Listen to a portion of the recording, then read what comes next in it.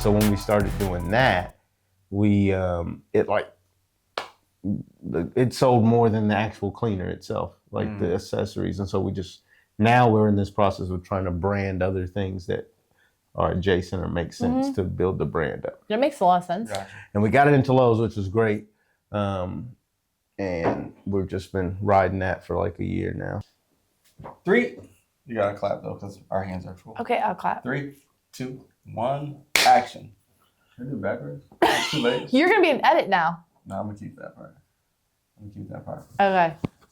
What up, everybody? My name is Justin Ortiz, and this is Tam Thunder. And we are with Stephen Mitchell. Stephen Mitchell. Thank you for being on the podcast. Yeah. We definitely appreciate it. Tell them a little bit about the podcast real quick. So it's keeping it local, and we are also local to Charlotte. We are also loco, and we are here with a good friend of ours who is a local business owner. So you get it, right? So we're local to Charlotte, we're loco, and we're local business owner. That's what we're doing. I'm not sure why she's pointing at me for the loco part. She's definitely The loco of the loco. situation. Yeah. Never. Yeah. So the reason that we're doing this today is because we were inspired. I was actually on Stephen's podcast and Yes, coming soon. and we really connected. And you have the entrepreneur spirit, and so we just like to learn more and tell our audience all about you. Okay. Well, for better or for worse, I like entrepreneurship. Yes, So it is hard work. I don't think people realize it. Is this a therapy session or is this Kinda. a celebration? Let's make it a therapy session. Right. No, I agree with you. I don't think people realize, like when we say shop local or support local businesses, I don't think they realize that we don't have PTO. I don't even know what to mean. Right? So You're sick, you're not making money, and we really need our community to support our local business owners. Absolutely. And I think that's a great thing for all business owners. And my situation is a little bit different, right? Because I work a full-time job. Yeah. And I'm an entrepreneur on the side, but I do that so my family doesn't have to suffer as much, because there is suffering that comes with entrepreneurship. There is. There's no doubt about it. And I just hate the fact that I feel like people don't know that all the time, or people don't realize that, because entrepreneurship, especially through the pandemic, and it just looks so glorious. Like, oh yeah, quit your job, make your dreams come true, woo, woo, woo. And it's like, yeah, but. Yeah, they don't see the lowlights. They don't see the lowlights. I've been full-time in entrepreneurship since 2012, I want to say. Wow.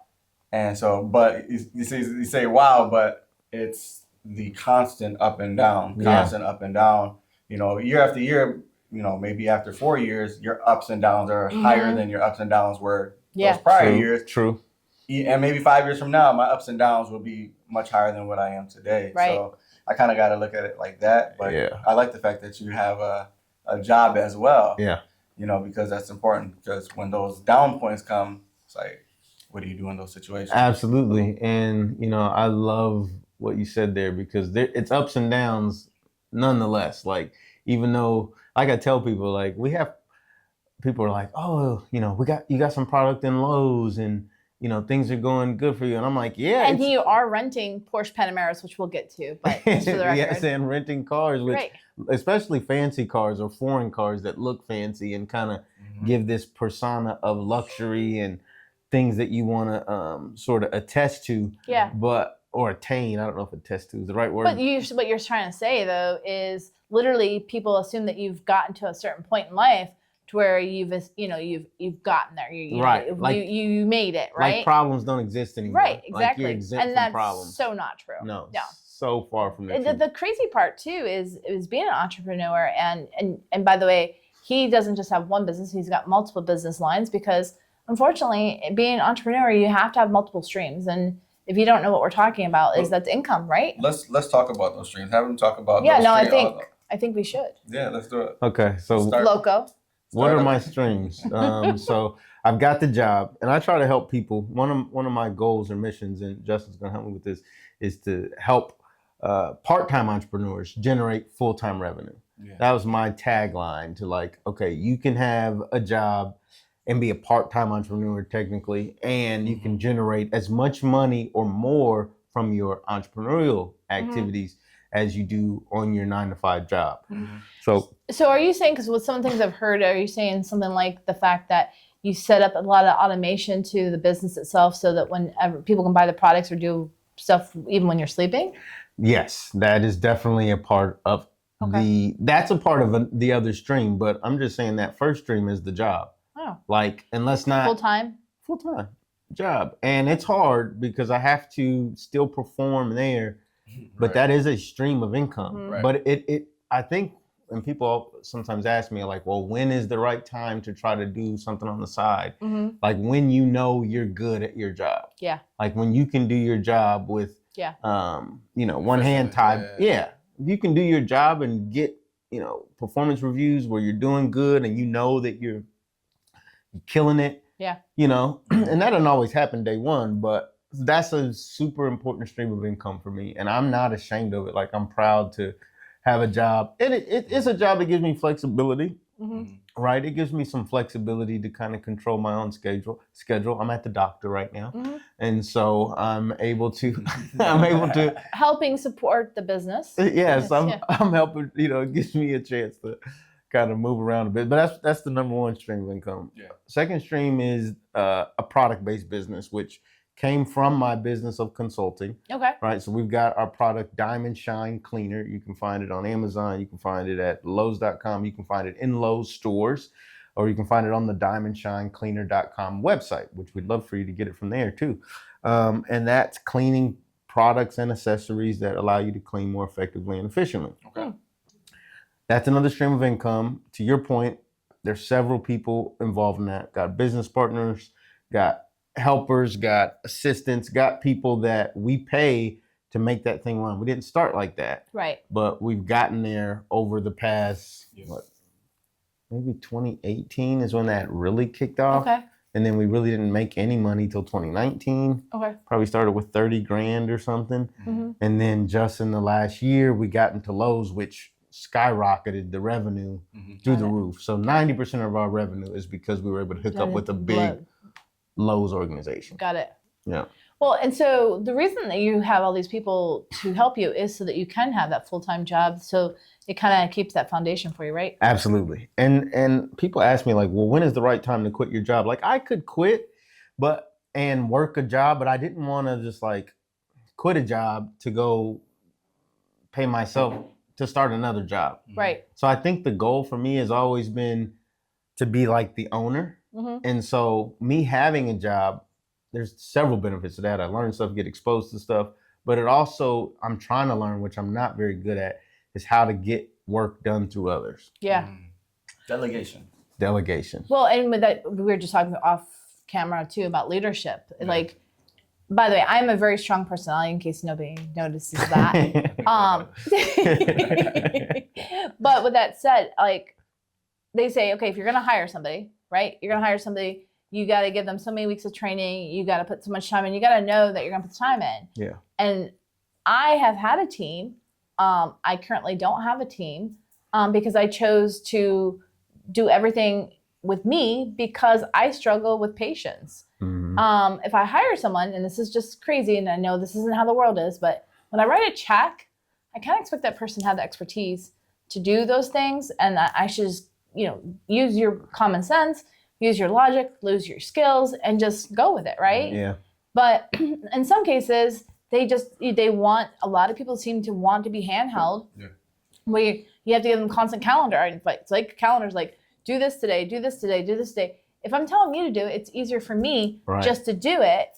And that's a struggle for me being an entrepreneur because that money that I'm paying them is money that I'm actually generating. Nobody else is generating that money. Yep. And I think for you, when you're talking about this, if you're hiring, by the way, I don't know if you guys know this, so I'll give you kind of a coaching piece of this. Coach us. Coach, yeah.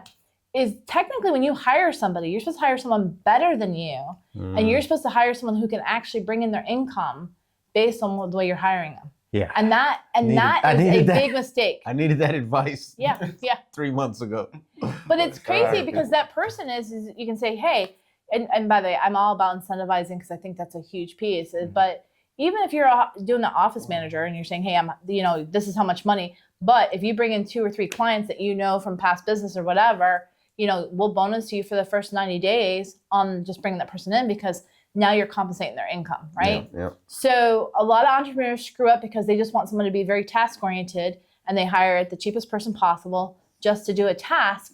And then when they're not thinking or producing or improving, I struggle with that because I'm like, okay, like I'm tired of feeding everybody. Right. I'll give money if I need to, second harvest or things like that to feed people. But literally I'm taking money out of my pocket just to have people have a job. And that's a hard one for me. Yeah. And that's what the experience has been like. Yeah. Because I've had like assistants and virtual assistants part-time, but like really in February of this year is when, I don't know how many years it's been, 2018 to 2024 is what, 6 years? Yeah. So now I'm in year 6 and I'm just now like hiring someone full-time. And it's a struggle. I didn't know all that struggle because you're a full-time employee and too, I'm a right? full-time employee, so I wasn't able to give them the training that they needed. You don't know how poor of a leader you are until you've got people that need you to lead them and you're away and you're like, oh my gosh, I probably should have gave some instructions. I probably need to be thinking a week or two ahead. Right. I probably am sabotaging them by not training them. And don't they text say, so what am I supposed to do? Because I always get those texts. Yep. Pam, I have an extra 5 hours that I need to do this week. And I'm like, just post on social media. Yeah, just find something to do that's valuable, right? Right, yeah. And so that's but anyway, that I think is important what you said about the stream of income. But even though that's a stream, I just started paying myself for that this year.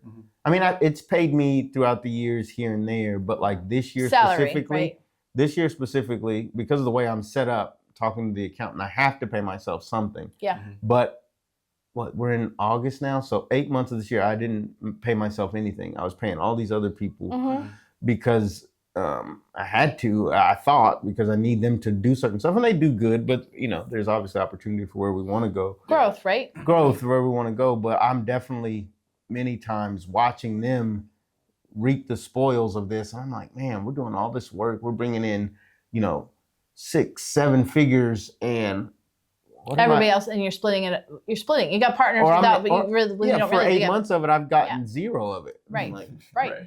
And it feels backwards. It feels like, what the heck am I doing? Do I even need all these people? Why don't I just do it myself? And what's crazy is you're saying that, but when I noticed it for myself, by the way, the people that I brought in were, by the way, they're still good friends and stuff like that.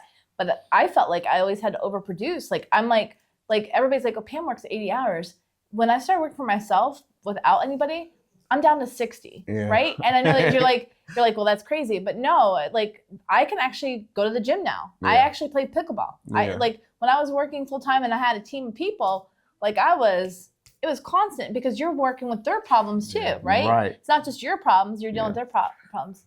So let's talk about your studio because I have this vision that you don't even know about. Studio yet. Wait. Come on, we don't want to talk about the studio because the studio is his job. Because I think the biggest piece that people are going to want to know is how you got into Lowe's. Because people have so many products out there, they want to know how you got into Lowe's. Yeah. Okay. What do you think? Yeah, that's valid. I think that's going to be valuable. I love when you take over. I'm sorry, that's the local part. Rub it off, you know what I mean? So, I hate when people give too much fluff, so you guys draw it out of me if I'm too fluffy, but I'll give you the quick version first. Okay.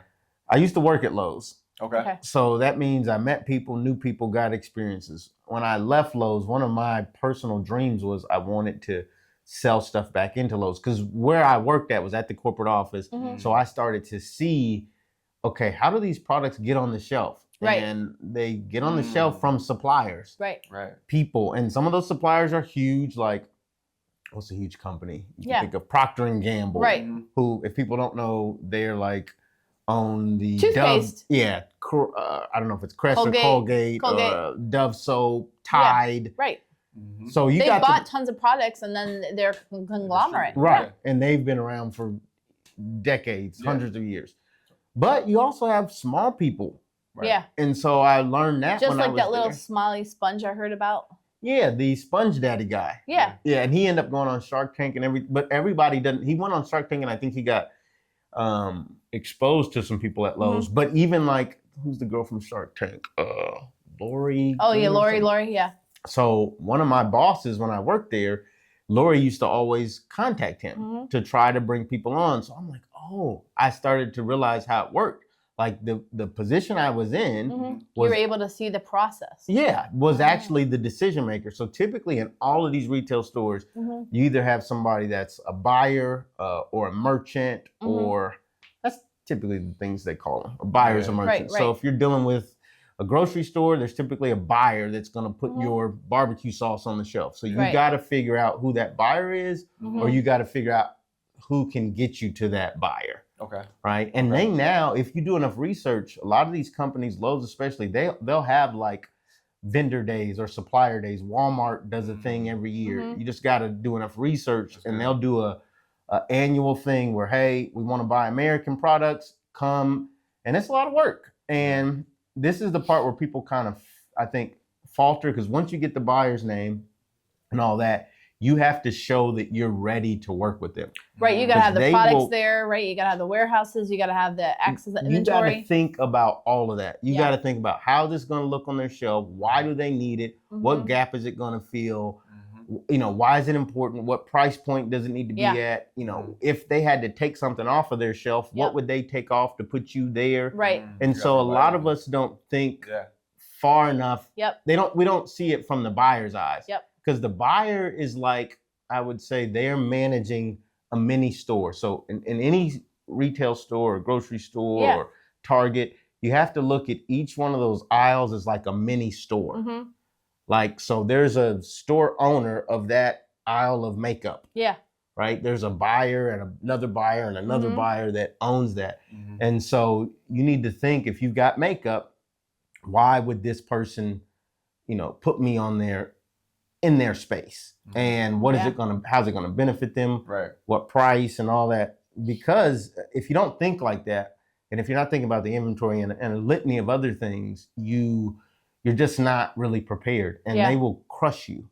Like, and not on purpose, but these are billion-dollar companies. There's an expectation that you're not seeing, because they just assume that if you have a product, you've already done the research, right? Right, exactly. You get to that point and you're already meeting with them. You gotta know. And so you know, it's interesting with what you just said, because we're definitely going to talk off camera, because I'm seeing something here. But they always say, when you're going to buy a business, let's just say that you lost your job, you're unemployed, and you're like, I want to work for myself. They always say, find a solution to a problem that there is not a solution for, right? So to your point, you had a product that you saw, hey, it created a fix to a problem, right? And then, as we were talking, you said, hey, that product was great, but when you put it on Lowe's, you know, I'm going to say their shelves, what did you say? You said that you guys found out that some of the, the attachments? Yeah, the attachments were stronger than the actual product that we were trying to solve for. And what does that mean? So that means that we had a cleaning product. And really, how it really started, we didn't go into stores immediately. We got onto Lowe's.com. Right. So, which was, you would think, a disappointment, but we were smart enough to be like, no, this is still an opportunity to get in the door, to learn their systems, to learn all that stuff. And so I think anytime there's an opportunity, you have a way to learn from it. Yeah, because people don't want to take those small steps. You might say, oh, no, I want to be in the store. Because, I mean, being online was minuscule. It wasn't like, but it was still maybe $20, $30 a day coming in. And so, but again, it wasn't about the money. It was all about, oh, this is what it takes to put your product, to get it to show up on their site. The pictures have to be a certain, what do you call it, DPI or the pixels and stuff like that. Pixels got to be a certain way. It's got to be like this. The video has to be formatted a certain way. You're like, oh, okay, this is a lot more than what I imagined. But anyway, past all of that, we were online first, and then when we were online, we noticed, and this was because we were also on Amazon, we saw competitors of cleaning products bundling their cleaner with cleaning attachments. Almost like, and even I've even seen like a cloth or something. Cloth, microfiber towels. But ours was drill brushes. So if you go to, there's another company that does this really well, drillbrushes.com. And this is another encouraging thing for people. You don't have to be first. You just have to be you just have to be in the right position. Because how it happened for us was really, what do they call serendipity. It was like, okay, we had our product up there online. Yeah. And so we saw it was working on Amazon, and we put these drill brushes along with our cleaning product. Right. And so that, because we did that, that started to do well. Well, then someone at Lowe's noticed us online, and they said, we need those attachments in store. They didn't care about the cleaner. Right. They cared more about these attachments that you can put on your drill. Yeah. And has all, you can clean carpets, detailers use them, all this sort of stuff. And they're like, why do we not have these in store? Right. You know, it was just like a gap for them. Right. And so that's what created the opportunity. And before we know it, they did a test with like, 100 stores or so. And then that went well enough, and it's just been growing from there.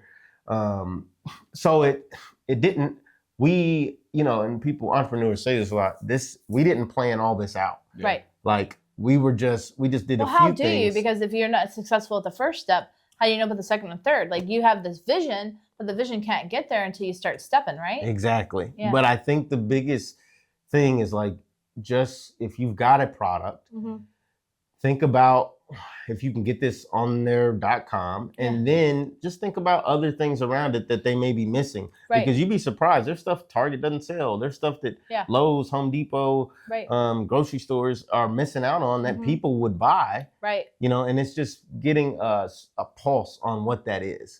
It could be like, or even like a Best Buy. I don't know how you get in Best Buy, but for someone like you who knows video and knows stuff, there may be stuff that I can really find this on Amazon, but when I go to Best Buy, they don't have it. Yeah. I'm not even shopping Best Buy anymore because I just get it from Amazon. Well, Best Buy doesn't like that. They'd like to be the only supplying you the things that videographers and people need. They'd rather you come into Best Buy and get their stuff on .com before Amazon and everything else. So exactly. But who's going to inform them? Who's going to inform them of that? Who's going to say, hey, Best Buy, you should have this. Right. You should have it on your site. And then maybe, they don't recognize it, but a couple of years down the road, like, oh, everyone likes this new thing that videographers, maybe you were the first one that noticed it on Amazon. It's that type of thinking that I think has worked for us there. Well, what's interesting is with what you just said, my friend from PGA, who is no longer in Charlotte, he's the one that starts all the stores. And me and him are standing there. And he asked me a couple of questions. He said, hey, Pam, what do you think about this product? What do you think about this product? And I kind of gave him my opinion. And I said to him, why are you asking me that question?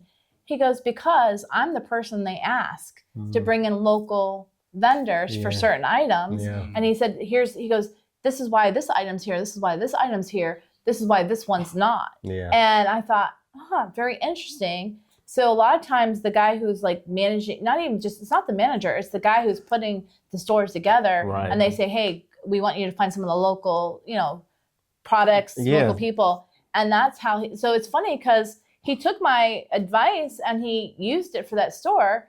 But that seems how he does it. He would just kind of ask people, get a pulse to your point, if that was a good product to have in store. And that's a great point too, because you don't always have to find the corporate person. Right. A lot of times the corporate person's talking to a local person, like a regional guy who sets up stores, like you said, or they're in some cases, a store manager might know a district manager or something that really works in your market. Like for instance, there are certain things that if you're up in New York and you've got super cold winters and there's some sort of, when everything breaks down, you need a certain heater or a certain like a person may not know at the corporate level in the ivory tower that's super important. Right. And so just being able to, like you said, have a pulse and stuff can help your product. What's interesting is when we did our podcast, we talked about AI. Yeah. And a lot of AI now is telling people how to limit inventory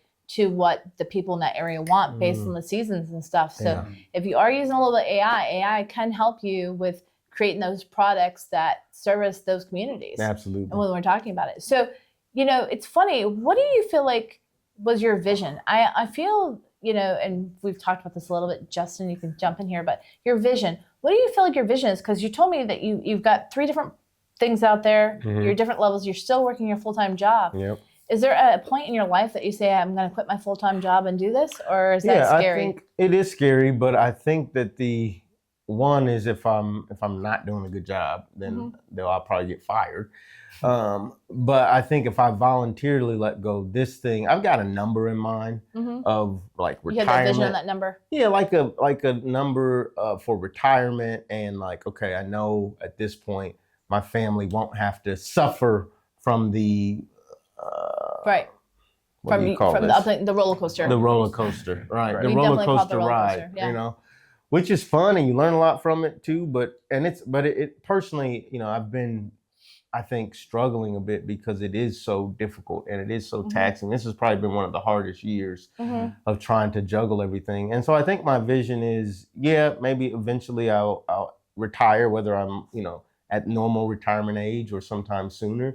But my vision on how this started was, it was a consulting project, right? I started trying to consult someone on how they could get their thing into Lowe's or into, and it turned into something totally different because they didn't want to do everything we said, and we understood why. They'd already revamped their brand and they're like, I'm not about to reinvest. Right. So, but I think it was just like a God thing where it's like, okay, this is now your opportunity to, you got to make the investment. You got to put your money's on the line and your savings on the line, which I've had to do multiple times, is empty out every savings account. So do you feel like you're a brainchild of things and that's why the consulting business is more your passion? Yeah. I'm definitely more like, let's do this again for somebody else. Right? Let's apply what can we take this and how can we apply it to real estate or how can we apply it to video? So that's why I want to know the process. Right. These processes of just like, you know, thinking outside of the box a little bit, of figuring out where the gaps are, like all that stuff applies across industries. Yeah. And I would love to, and that's why I'm so passionate about how can we get the consultant thing going again. Again, this is just taking on a life of its own. But I think if that could lay a foundation for one, meet more people, and it's challenging and it's stretching too, because one thing about your job sometimes it can get, once you've really been doing it a decade or so, it can get a little dull. It can be like, okay, I can do this with my eyes closed, sort of thing. After a month of me working, I was like, this is dull. Yeah. Well, it's funny because, you know, I've been in real estate for 10 years and, you know, talking about, people are like, hey, Pam, why don't you come work for our company, or we'd love to hire you. And I said, you know, I can appreciate that, but that's going to stretch me. And they're like, well, what do you mean? I'm like, I'm not sure I can work for someone else. I don't take direction very well. Because if your direction's wrong, but you think it's right, and I'm telling you it's wrong, I'm not going to do it. Period. By the way, we just had this whole entire discussion on Euchre because this guy just wanted to win, but he wanted us to take a loss to win. And I said, I'm not losing to win. He's like, no, just call on anything.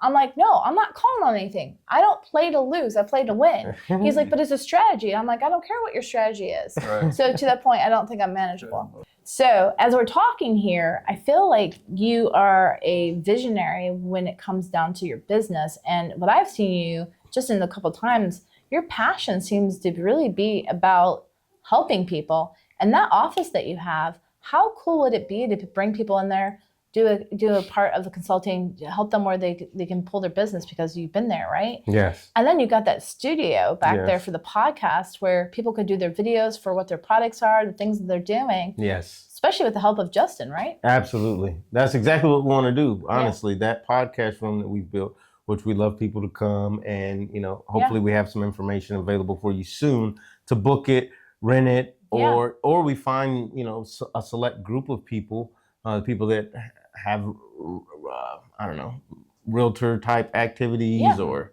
you know, and they can come in and use it. And that is, we had just talked about that actually. That's potentially another stream. Right. Right now I'm investing in that because I could book it for you, making, don't worry. I can book the whole You can get it booked? I can get it booked for you. Awesome. That's done. We but can to check your that off the point, list. you sit down, you consult with them with their business. You say, hey, let's get you on a podcast, right? We'll book 4 or 5 different podcasts there that day. Yeah. They go, they slot it out. This is how much it costs you. Here's your package.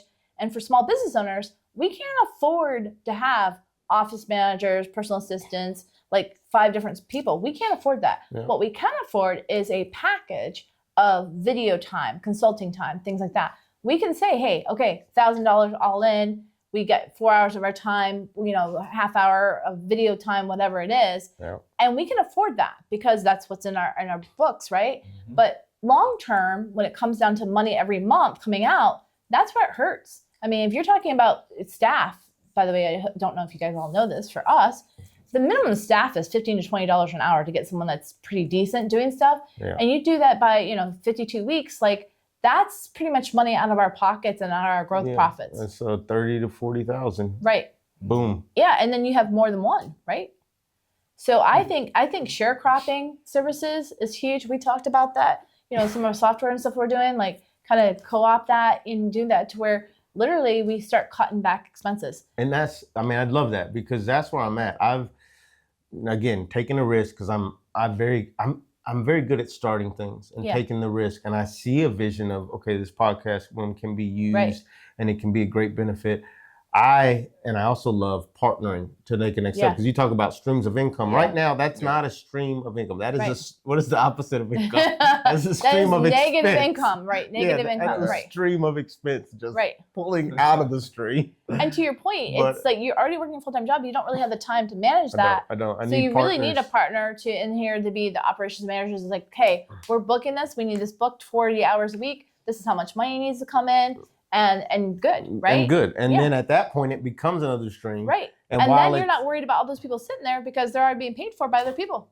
That's exactly what I'd like to see happen. Yeah. And that's what we need to. And that's why I was telling you I have a vision. Because when I was in there, I was like, oh, I but this. You need people that you have enough experience to where you could put that together really quickly. And people that are just out of school, they've got vision and stuff too, but sometimes they need mentors, they need leaders. Some training on how do you pick up the ball and just carry it without direction and get it over the goal line.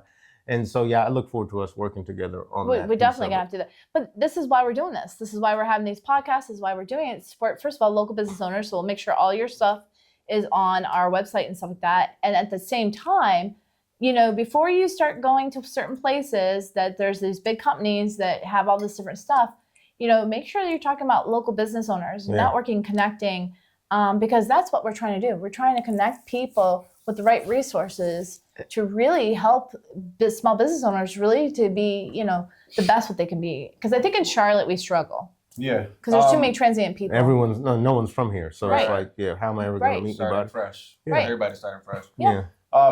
You've had a lot of success in all your businesses. Obviously, we talked about the ups and downs, but what do you credit for your success now? Yeah, I would say God, but that's a divine little cliche. Inspiration. Yeah, I know, but sometimes when you start something, you don't know where you're going, and all of a sudden you get there, right? Yeah, I would say God, but I want to give people something a little, I don't know. The entrepreneur. If you don't believe in God and stuff like that, I don't want to discourage you, but discourage them. Yeah. Oh, I do discourage them. All right.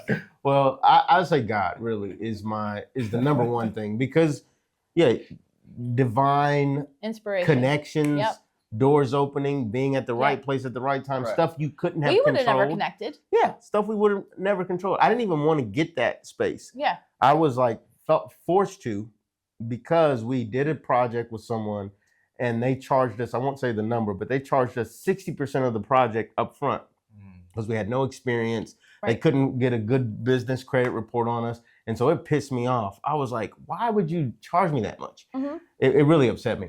And so I'm like, okay, well, we're going to have to get our own space. Right. And so then that was a freaking process. Mm-hmm. And so I don't know if you do commercial real estate too. We might need to look at another space too. So we should talk about that.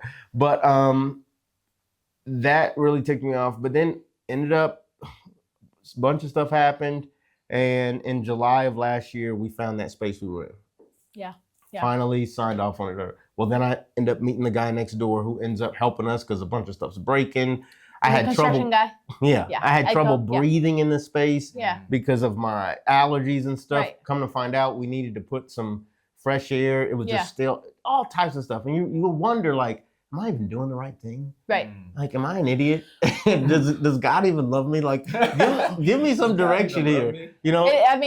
You're talking because I feel that way a lot of times. I'm like, am I doing everything I'm supposed to be doing? Yeah. But then it took a year later. Yeah. We were able to meet their payment every month.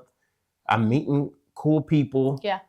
That could potentially. Cool? I think he wasn't pointing to you, Justin. I was talking about Justin. Oh, okay. Sorry. The hats. Got the hat. Yeah. Sorry. Right. But so it's you can't plan these things. You can't. I love strategic planning. Yeah. I think planning is important. Yep. I think executing is important. But once you do everything you can do, Yeah. You got to lean on God to do the rest. I totally agree with you on that. Yeah, and the consulting part, and who do we interview? Jeff Miller, who's a business coach. Yeah, he's a business coach, but it's important because you've got experiences that other people don't have. And I do too. I have experiences that other people don't have. So it's like, do you really want to have to go through those things, or do you want somebody to show you, how to get around those things? And what he said, partner up, right? You partner up with people that are better than yourselves to help the business, right? Yeah. So you can avoid a lot of red tape with the consultant, with the coach, like that type of thing. Yeah.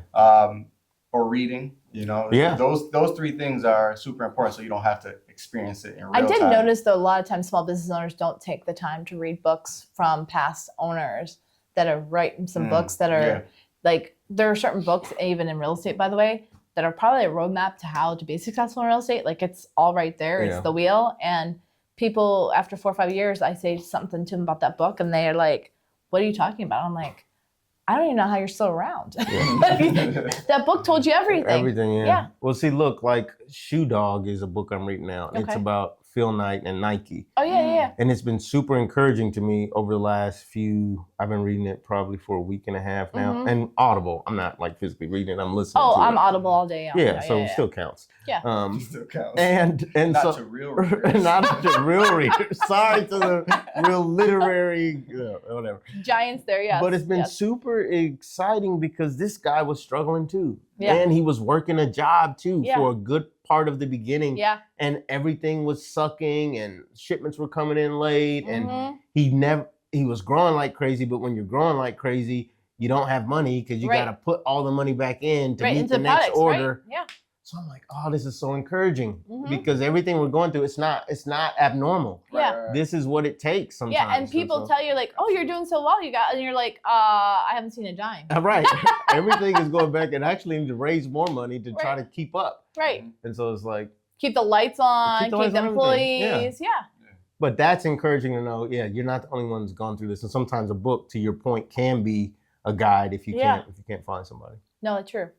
Last piece of advice that you would want to give to people starting a business, or wanting to get their products in stores or whatever they may want to do in the entrepreneurial and even field. offering your consulting if you want to just kind of put it out there about your consulting. Yeah. I like to tell people that they need to do the basics. I got to figure out what my tagline is on that because I'm gonna need Justin to help me.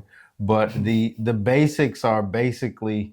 And this is the way I'd sum it up, and hopefully this resonates with some of the things we talked about. But one, I say on my do the basics. Let's see here. Affirmations. Well, I love affirmations, right?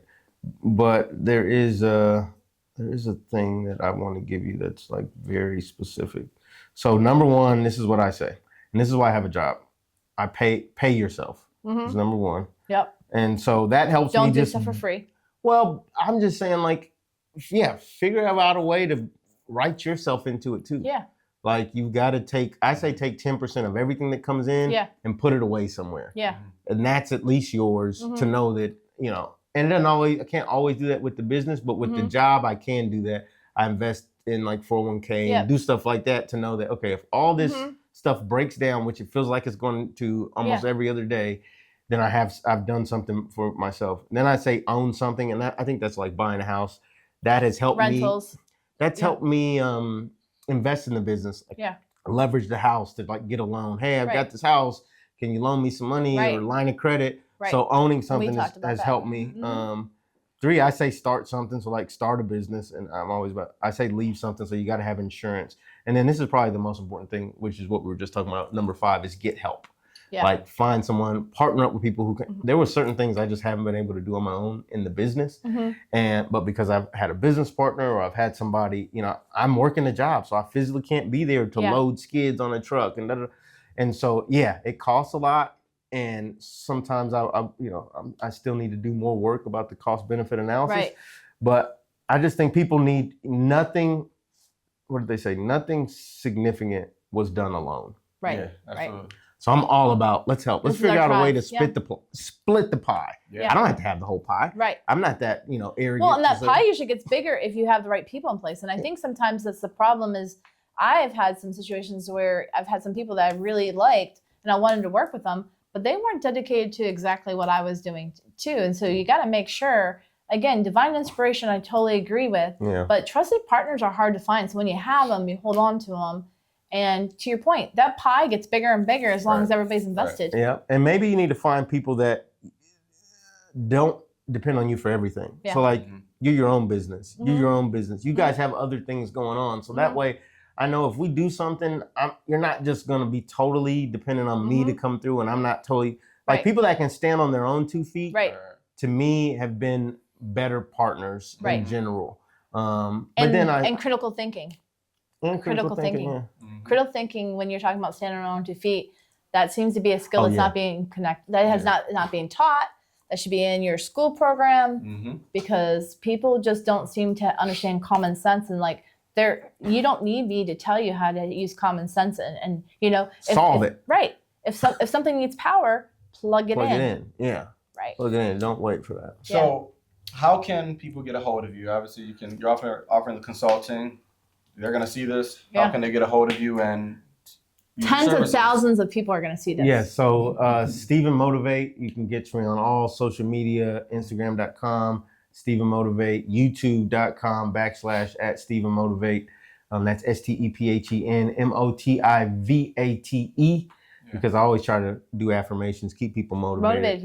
And then the consulting business is StephenAConsulting.com. We didn't get to the cars, but if you want a car share, Turo, I'm on Turo. I have a profile on there. If you go to my Instagram, you can message me and we can send you my Turo profile if you're in the Charlotte area and you need to rent a car for family vacation. He's gonna let me to take one of the Panameras for my birthday this year.